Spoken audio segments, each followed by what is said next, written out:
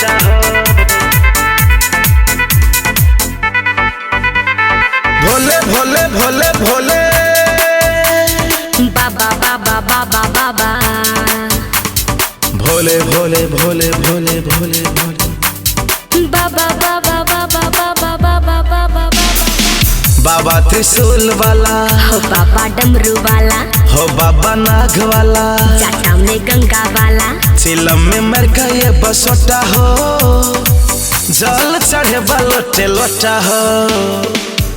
बाबा बसा वाला बाघ के छाला वाला बाबा कैलाश वाला सबके छत्तू रखवाला धतुर चढ़े बा गोटे गोटा हो। जहल चढ़े बा लोटे लोटा हो। लोटा हो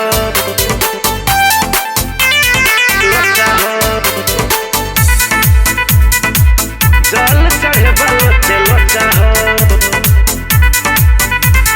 सावन में जे चढ़ते बाबा के जल सारा समस्या ओकर भ जाय छे हल।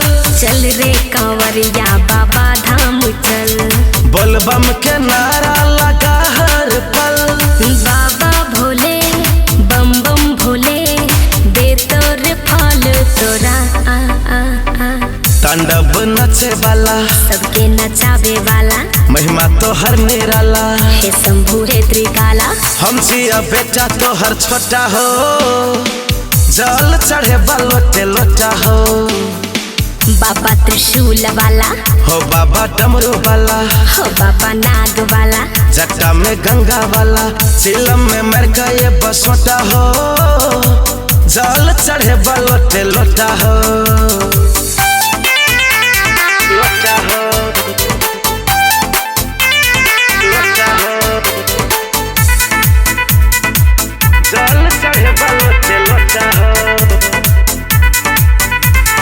भोले तोहर ई रूप रंग भस्म रमल छात हर अंग अंग। भूत प्रेत नचाबै छ संग। कियो मले गाजा कियो पीसे भंग। पीते पीते ए बोल बम जिया पुजारी तोहर।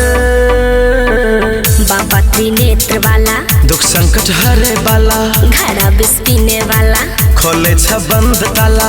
त्रिपुर चंदन तो हर माथा हो। जहल चढ़े बा लोटे लोटा हो।